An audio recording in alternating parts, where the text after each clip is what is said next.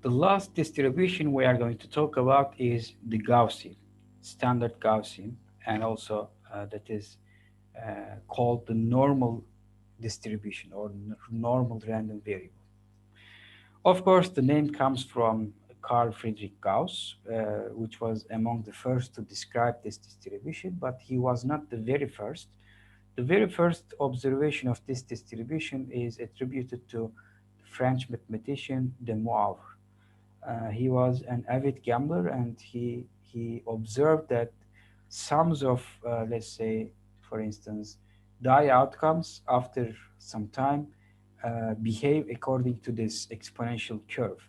And Gauss made the same observation, but he made that observation regarding astronomical measurement errors. So he observed that the errors most of the time were small, as opposed to big errors that occur less frequently, and they follow this exponential curve as a distribution.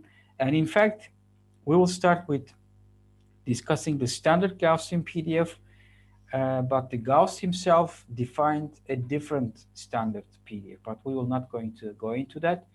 And so this is the widely accepted, the standard Gaussian PDF, 1 over square root 2 pi times e to the power minus x squared over 2. And the support is the entire real line. Okay, so the Gaussian distribution or the normal distribution is defined on the entire real line. It can produce you an outcome on any point, any real number. Now, first of all, let's see how this function is a PDF, because it looks like it's a weird function, e to the power minus x squared over 2 divided by square root 2 pi.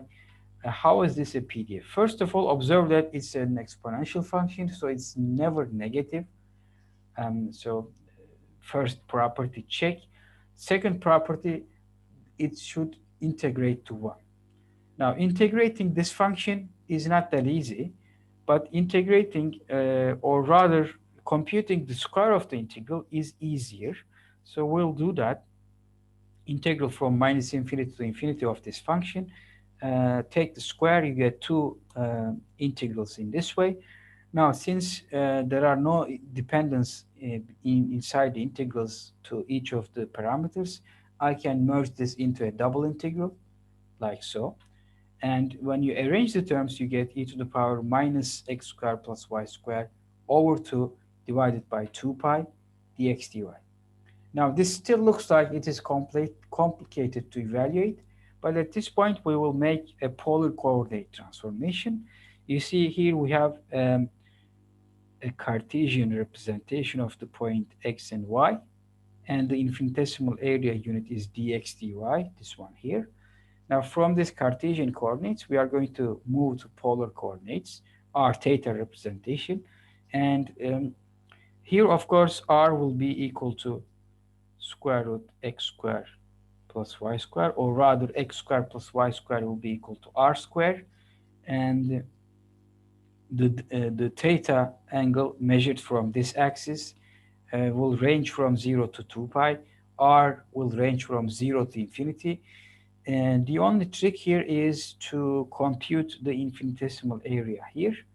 Okay, so this is an arc here and another arc here. Okay, and we have here this side with a length of dr, so this is dr in length, and here we have an angle of d theta. And if you remember geometry, since the radius here is r, the arc length here is equal to r times d theta, the angle it sees multiplied by the radius, and therefore the infinitesimal region here is dr multiplied by r d theta. So we have r dr d theta as the infinitesimal area in the integral. And here, instead of e to the power minus x squared plus y squared over 2, we have e to the power r squared minus r squared over 2. And we have this term 1 over 2 pi here.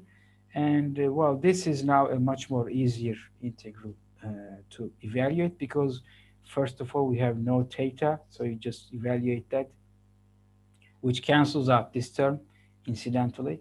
And what remains is this integral here, and that, well, you should recognize the derivative of this function appears, barring a coefficient, it appears here. So it's not that difficult to evaluate, and it evaluates to 1. Okay, so the integral of the PDF evaluates to 1 as expected.